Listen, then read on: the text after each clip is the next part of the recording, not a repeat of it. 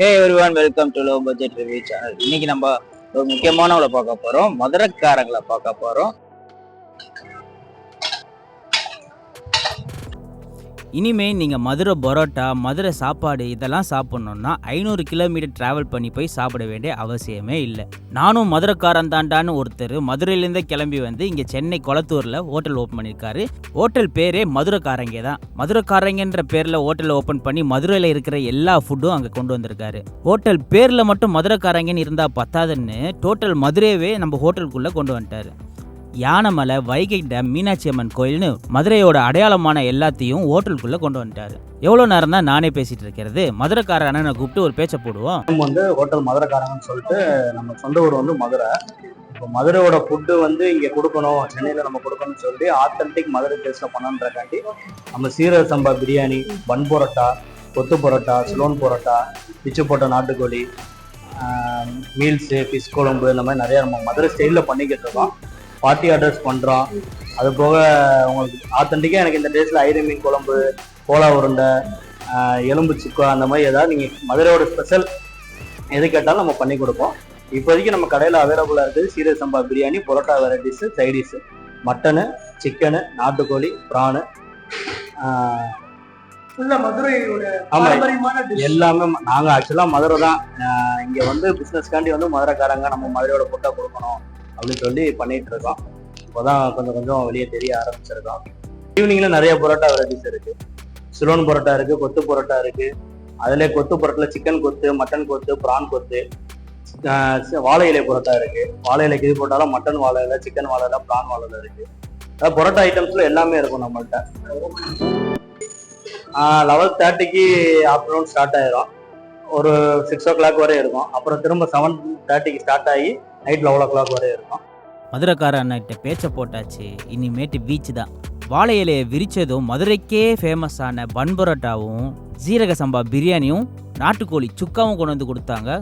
அண்ணன் கடையில் பரோட்டா வாங்கினாலுமே 2 விதமான சால்னா கொடுப்பாங்க.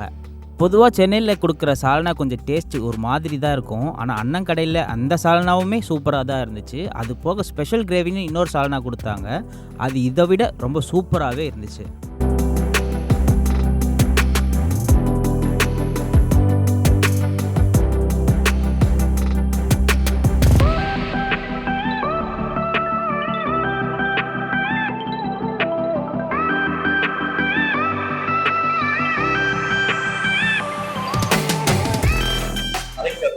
கலக்கி சாப்பிட்டுருக்கேன். இது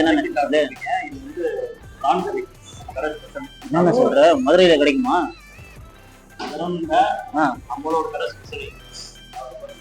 அப்படி சாப்பிட்டு நாக் அவுட் பண்ணிட்டு இருக்கும் போதே அண்ணன் ஒரு டிஷ்ஷு கொண்டு வந்தார், கலக்கி. அதில் என்ன தான் ஸ்பெஷல்னு பார்த்தா கலக்கி வந்து எறா கலக்கி. அது போக அண்ணன் கடையில் மட்டன் கலக்கி, சிக்கன் கலக்கின்னு நிறைய வெரைட்டிஸ் வச்சுருக்காரு. மதுரைக்காரங்க ஹோட்டலுக்கு வந்துட்டு கறி தோசை சாப்பிட்லன்னா எப்படி? பீஸா சாப்பிட்ருக்கீங்களா? பீஸாலாம் வர்றதுக்கு முன்னாடியே நம்ம ஊர்ல கண்டுபிடிச்சது கறி தோசை, மதுரை ஸ்பெஷல். சிக்கன் கறி தோசை மதுரை ஸ்பெஷல். சுட சுட கொண்டு வந்து வச்சாரு பாருங்க கறி தோசைய. அந்த சுட சுட கொடுத்ததுக்கும் அண்ணன் ஒரு கதை வச்சிருக்காரு. லேட்டானாலும் பரவாயில்ல, சூடா கொடுத்தாதான் சாப்பிட்றதுக்கு திருப்தியா இருக்கு. சுத்தி ஏசி ஓடுது, சூடா சாப்பிட்டாதானே அது ஒரு டேஸ்ட் இதாக இருக்கும். இப்படி மதுரைக்காரங்க தாயான்ட்டு ஃபீல் பண்ணிட்டு இருக்கும்போதே வித்தியாசமாக அண்ணன் கொண்டு வந்த டிஷ்ஷு தான் சாக்லேட் பரோட்டா. நீங்கள் விரும்பி கேட்ட சாக்லேட் பரோட்டா சாப்பிட்டுட்டு இது ஒரு பைட் சாப்பிட்டீங்கன்னா நீங்கள் சாப்பிட்டது எல்லாமே சமைச்சிடும். ஸ்பெஷலாக குழந்தைகளுக்குன்னு நம்ம பண்ணுறது இது. நீங்கள் கொஞ்சம் பெரிய குழந்தையா இருக்கீங்க, சாப்பிட்டு பாருங்க.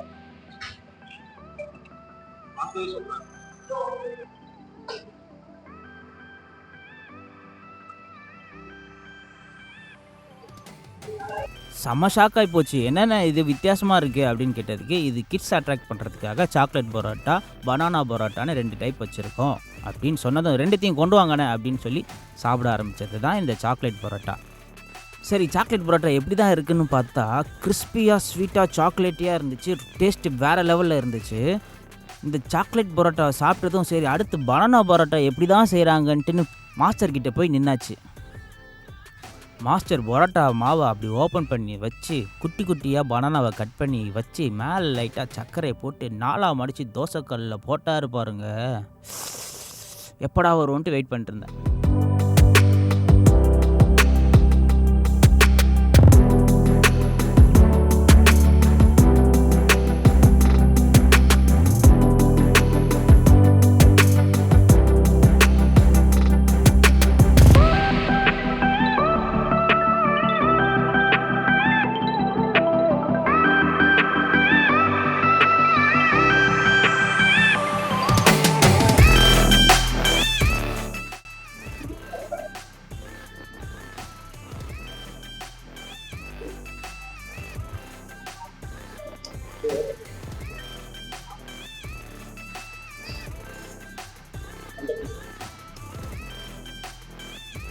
இதுலயே இருந்துச்சு என் வாயில போயிடுச்சு.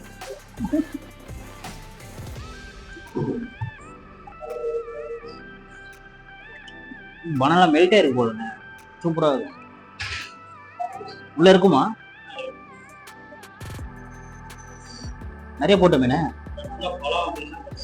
நல்லா மெல்ட்டே இருக்கு. ஆனா சூப்பரா இருக்குண்ணே.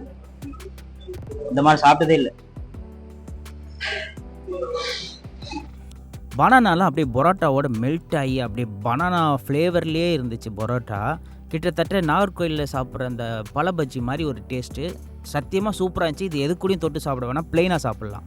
மதுரைக்காரங்களாக இருந்தாலும் சரி, சென்னைக்காரங்களாக இருந்தாலும் சரி, கோயம்புத்தூர்காரங்களாலும் சரி, நீங்கள் எந்த ஊருக்காரங்களாக இருந்தாலும் இந்த ஹோட்டலுக்கு போய் ஒரு வாட்டி ட்ரை பண்ணி பாருங்கள். மதுரையோட டேஸ்ட் அப்படியே அத்தன்டிக்காக கொடுத்துருக்காங்க.